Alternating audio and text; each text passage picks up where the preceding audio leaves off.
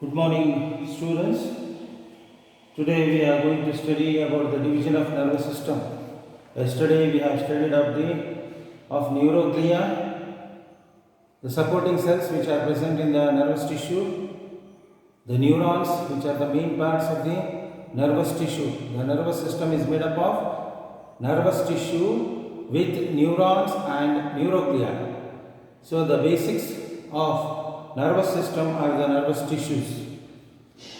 The nervous tissue is made up of neurons and neuroglia. Different types of neuroglia also we have studied. The functions of neuroglia also we studied yesterday. Today we are going to study about the divisions of nervous system.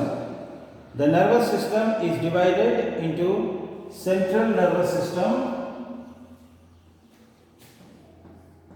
CNS. Second one is peripheral nervous system.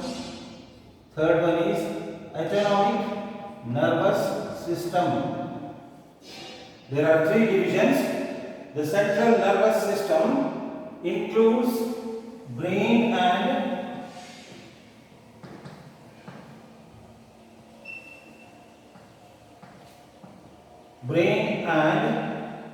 spinal cord. The peripheral nervous system includes peripheral nerves,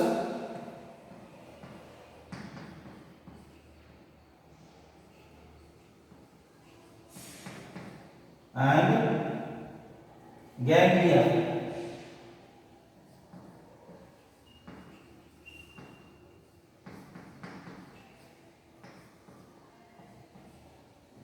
Whereas the autonomous nervous system includes sympathetic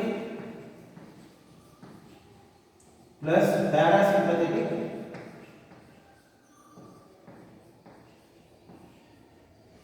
nerves.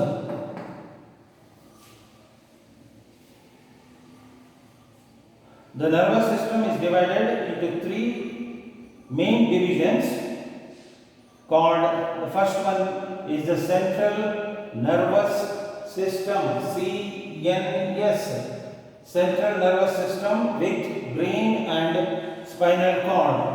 Likewise, the peripheral nervous system, PNS, includes the peripheral nerves and ganglia. The autonomic nervous system, ANS, autonomic nervous system, ANS, includes sympathetic and parasympathetic nerves. So these are the figures I have drawn. I will explain one by one whenever they come. So the first one is the brain. The central nervous system we will take first. The CNS, wherein brain and spinal cord are there. So we will study the brain and the spinal cord. The first is brain, which is a part of central nervous system which represents the main organ of nervous system. The brain is the main organ of nervous system. The above part, this portion, is the brain, which is nothing but a main organ of nervous system. Brain is situated in a bony cavity called cranial cavity and protected by the skull. So the brain is here inside the skull. The skull is here above the bony skeletal structure called as the cranial cavity, in which the brain is protected and covered by the skull. Skull bones are there. So it is a very important part of the human body. The brain is a very important part, and it is present or placed or located in the cranial cavity, bony cranial cavity protected by the skull. Cranial cavity is there and the skull is there. Skull is nothing but the head region, the bones of the head. The skull, the first one is the skull, wherein the cranial cavity is present, and inside the cranial cavity the brain is located. So it is a very important part of the human being. The brain is a very important part. which controls almost all activities of the human beings. All the vital activities which are going on inside the body of the human being are controlled by the nervous system, and the brain is an important part of the nervous system. A person's conscious and experiences are mainly based on neural activities of the brain. The neural activities depend on the conscious and the experiences of a person. It coordinates the reflexes of sensory and motor pathways of spinal cord. The spinal cord gives the reflexes and the sensory and motor pathways, which is coordinated by the brain. It regulates the homeostasis, the temperature maintenance, by its specialized regions. There are many regions in the brain, and one of the region maintains or regulates the temperature of our body, or the homeostasis. Brain is covered by three membranes called outer layer. Brain is covered by three membranes. Here the membranes are given here, which when we take the section of the brain, then we will see the three main layers which are present in the brain. The brain is covered by three membranes called cranial meninges. Cranial meninges. MENI.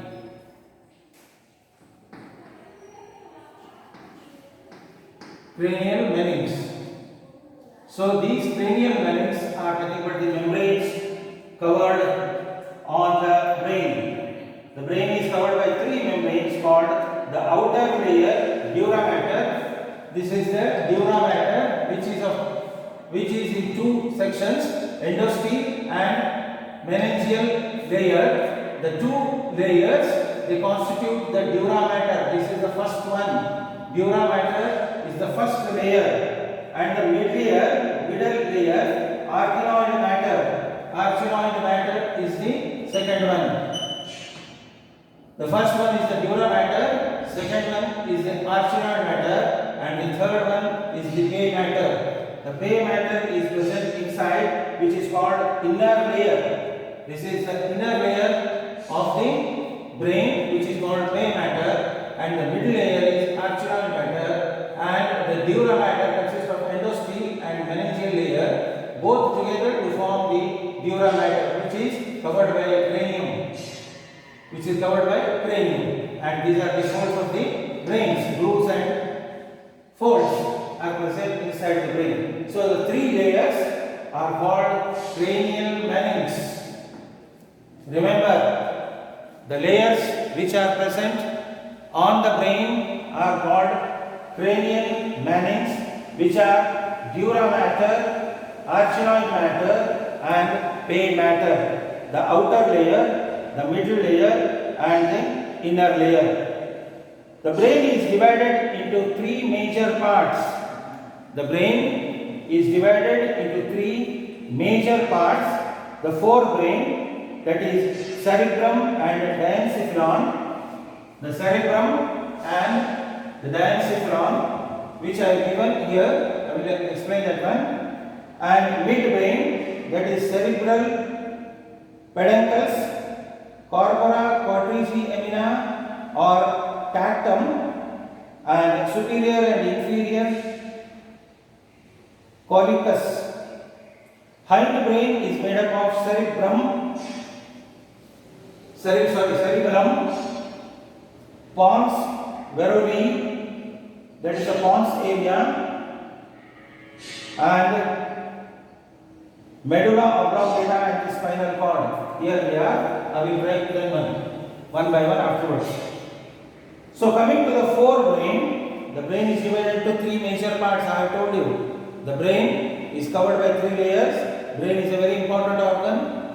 some points I have explained. Now coming to the brain, which is divided into three major parts called as forebrain, midbrain and hindbrain. Coming to the forebrain, cerebrum is the first part. Cerebrum is the first part of the forebrain. The cerebrum is the largest major part of the human brain. This white portion, this is completely cerebrum from here up till here. So this is the green portion. So this portion is cerebrum. Cerebrum is a major part of the human brain. It's the biggest part of the human brain. A deep cleft, which is a sickle-shaped fold of dura mater called phalanx cerebri, divides partially the cerebrum longitudinally into two halves, the right and the left cerebral hemispheres. On the side view, this is the front view. When we take a section of the brain, the front view, and when we take the side view of the brain, then you will see the right hemisphere and the left hemispheres. Two parts. The cerebrum is divided into two parts by a longitudinal fissure called phalanx cerebri. This is called as phalanx cerebri, which divides the cerebrum into two hemispheres, two parts. The line which divides is called as phalanx cerebri. So there are two divisions present in the cerebrum, which are two hemispheres, the right and the left hemispheres. Thus, two cerebral hemispheres are internally connected by a bridge of white matter called corpus callosum. These two are joined together by corpus callosum. This is the corpus callosum here, which is present in between. So these two hemispheres are connected by corpus callosum. The surface of cerebrum is composed of grey matter called cerebral cortex. The cerebral cortex is present, which is, this is the cerebral cortex. Cerebral cortex, which is a grey matter. The surface of cerebral cortex shows many folds and grooves. Many folds and grooves are present here. The folds, this is a fold, this is a groove, this is a groove inside. Takku Pradesh, Takkuಗಳಿದಾವೆ, grooves, and these are the folds. The folds are called gyrus, and the grooves are called celicus.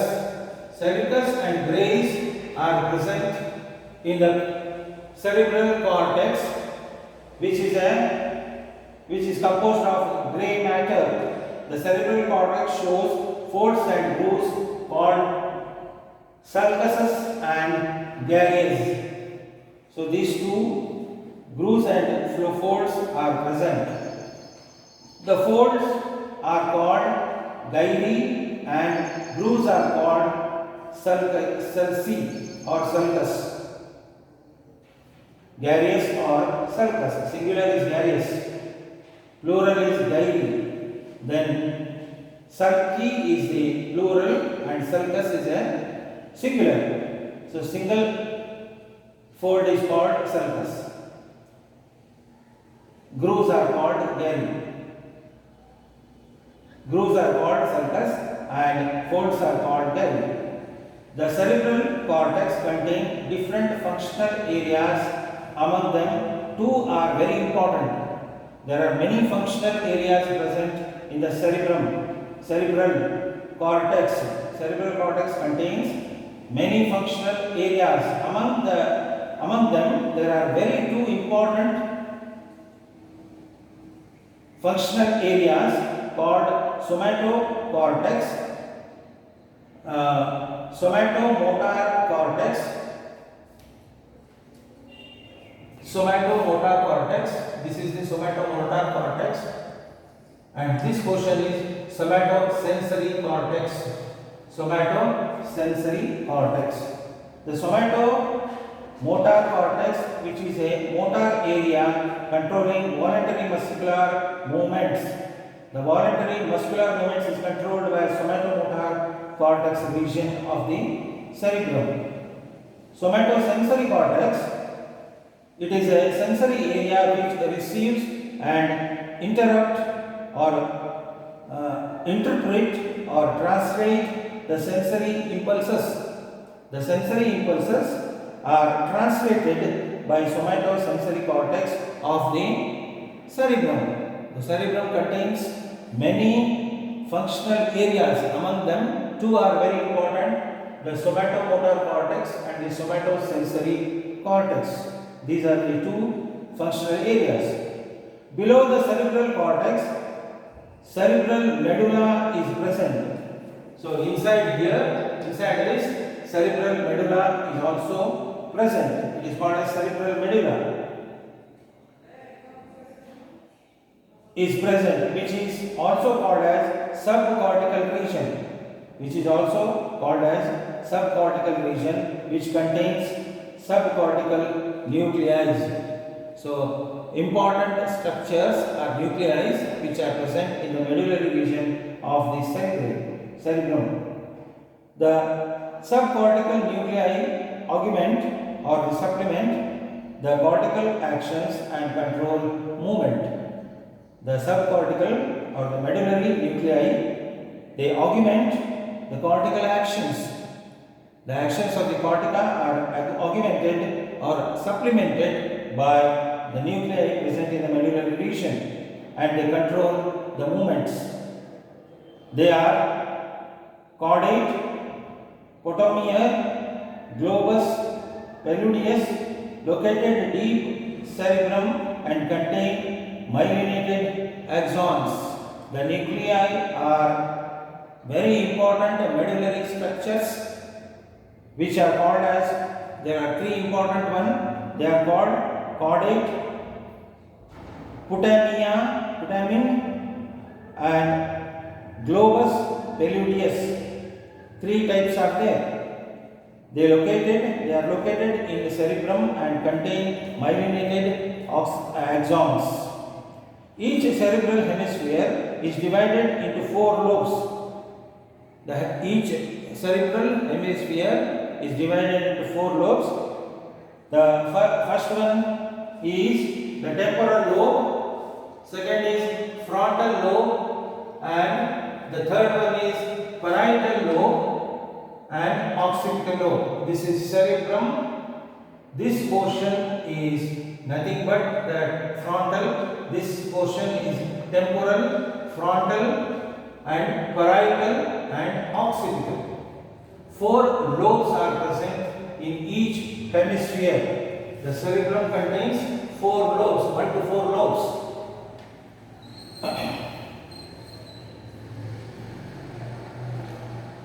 Now coming to the diencephalon, the next one is the diencephalon. Cerebrum and not spinal cord here diencephalon.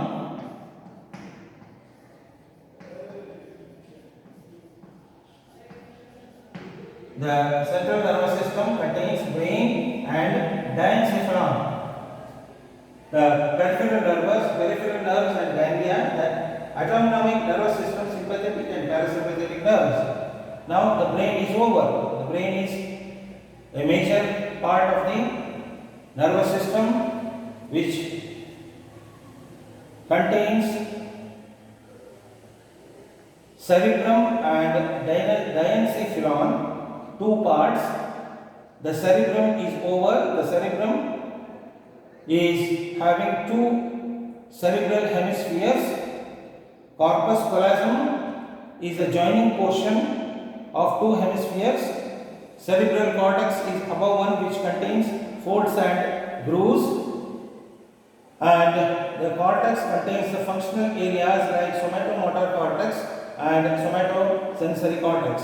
The medullary region of the cerebrum, inner region, contains the subcortical nuclei which augment the cortical actions and control the movements.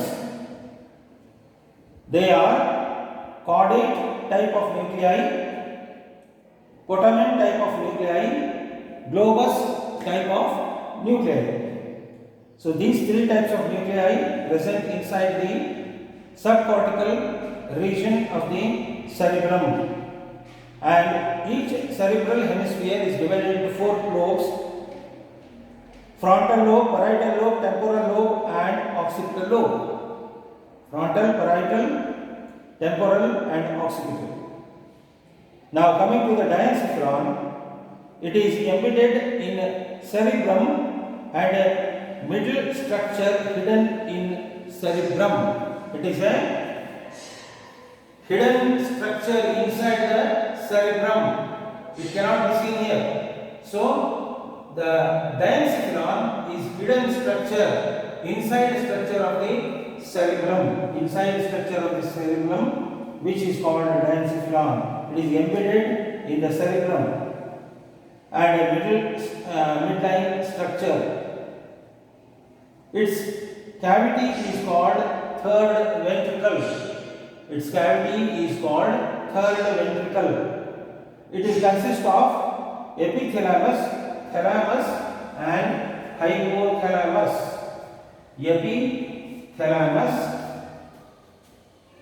Epithalamus, thalamus and hypothalamus, they all together form the diencephalon. This portion, epithalamus, thalamus and hypothalamus. So these three thalamuses, they make the diencephalon, the second structure of the forebrain, that is brain and diencephalon.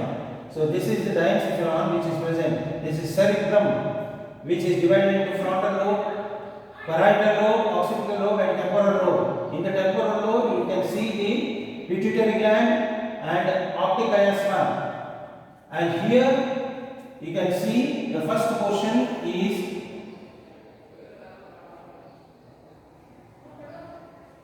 midbrain,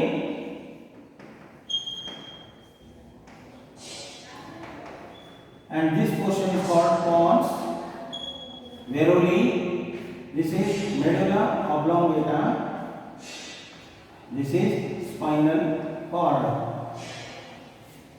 Midbrain, pons veroli, then medulla oblongata and spinal cord. So this is the hindbrain. I will explain that. So now coming to the diencephalon. Diencephalon is made up of epithalamus. The portion above the thalamus is called epithalamus. This portion, epithalamus, which contains the pineal body.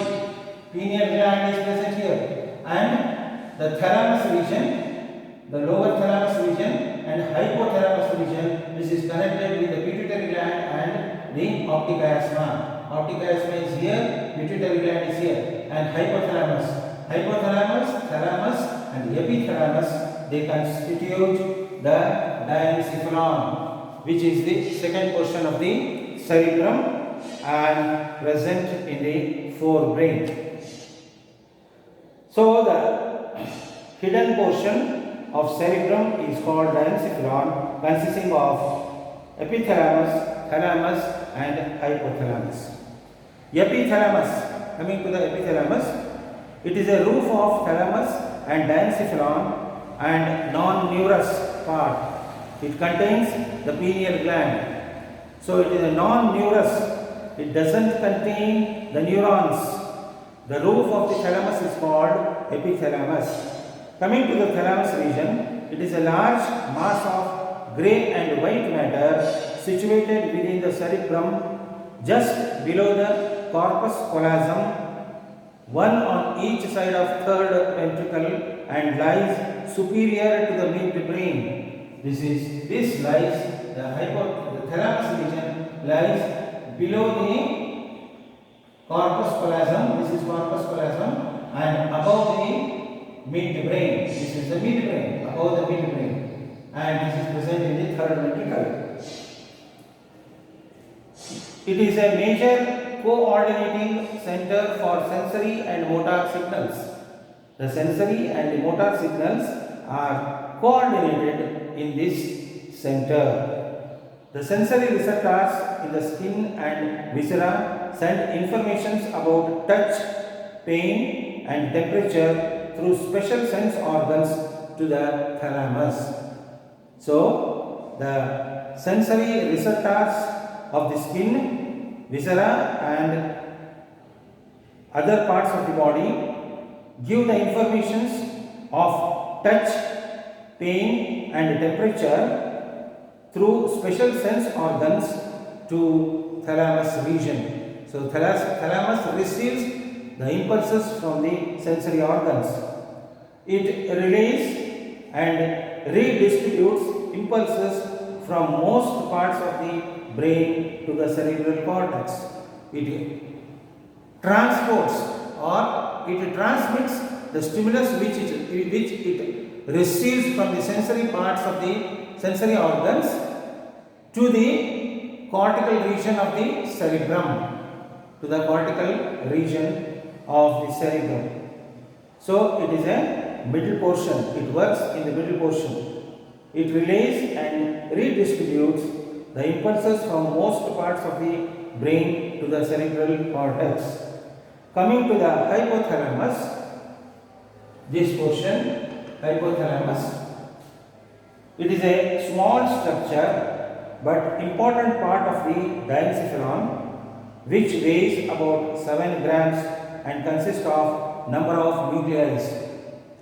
It contains number of nuclei, the working spots of the brain, nuclei, and it is a very important part of the diencephalon. So, hypothalamus is a very important part of the diencephalon, which contains number of nuclei and it weighs about 7 grams.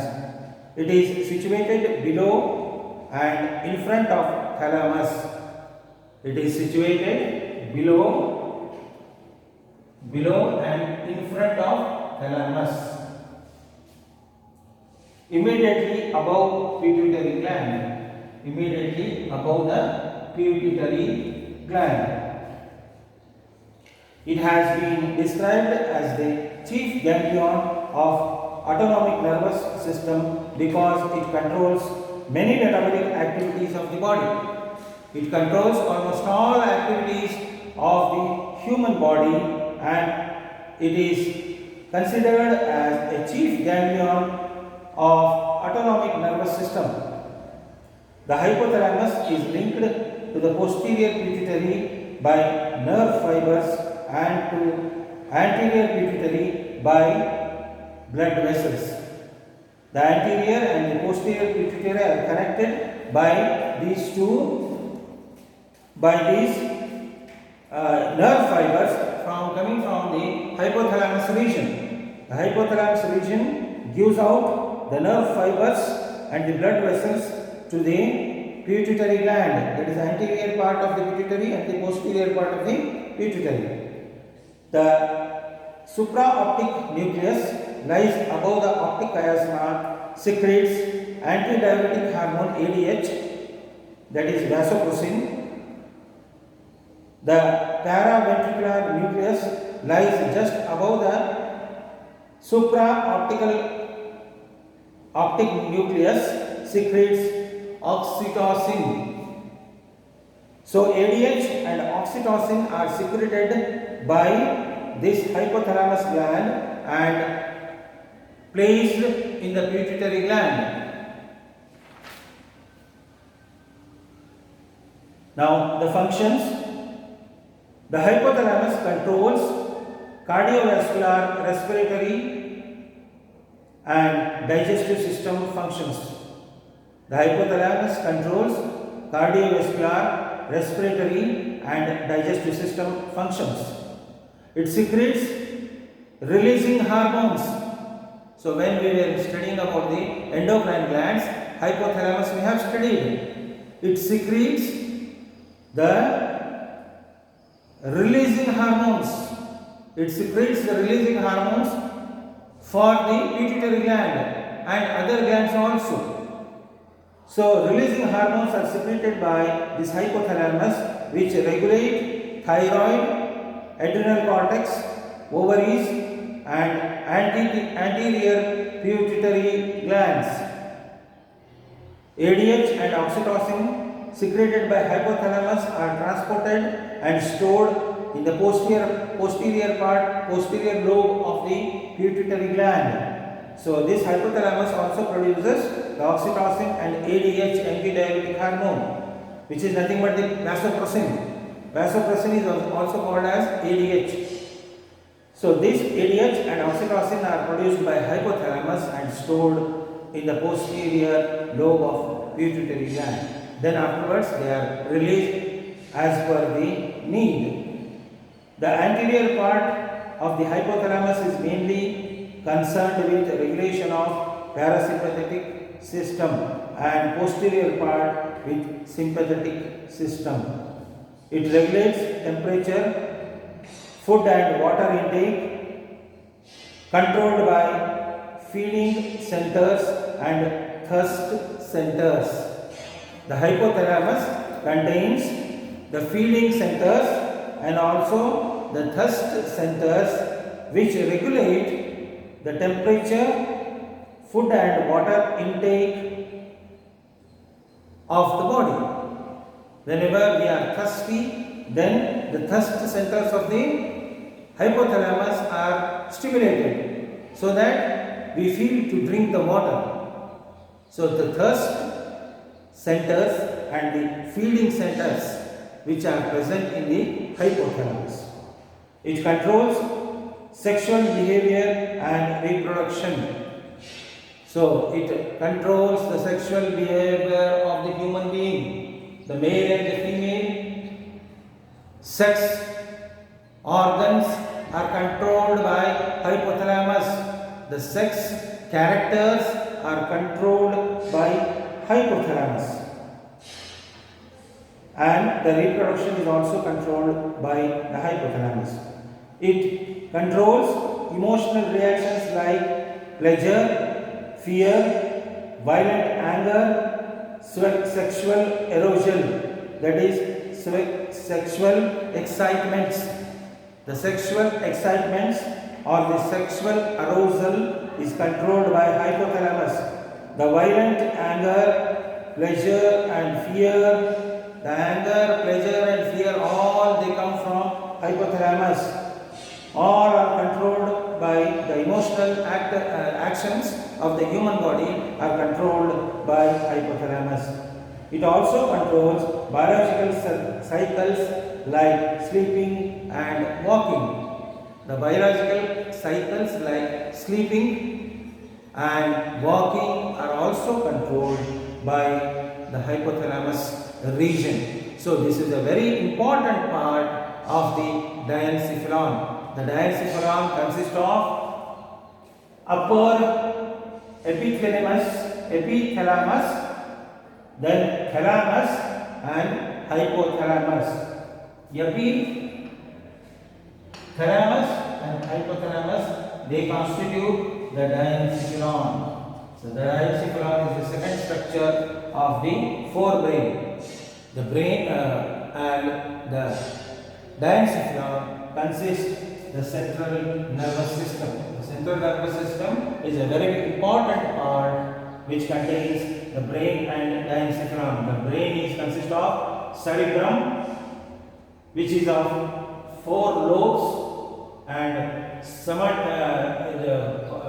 somatomotor cortex region, somatosensory cortex region, which are nothing but the functional areas of the cortical region, and medullary region of this one is, this contains, cerebellum contains the nuclei, which are functional units, and they are caudate, Ptomaine and globus palludius. Three types are there, and these three types of nuclei they are present deep in the cerebrum and contain myelinated axons. So these nuclei are the subcortical, submedullary region or structures, and cerebrum is divided into two hemispheres, the right and the left hemispheres, by a longitudinal fissure called phalanx cerebri. The phalanx cerebri is a dividing structure of the cerebrum into two hemispheres. So on the by the lateral side you can see the two hemispheres. Now there is a corpus luteum, corpus callosum.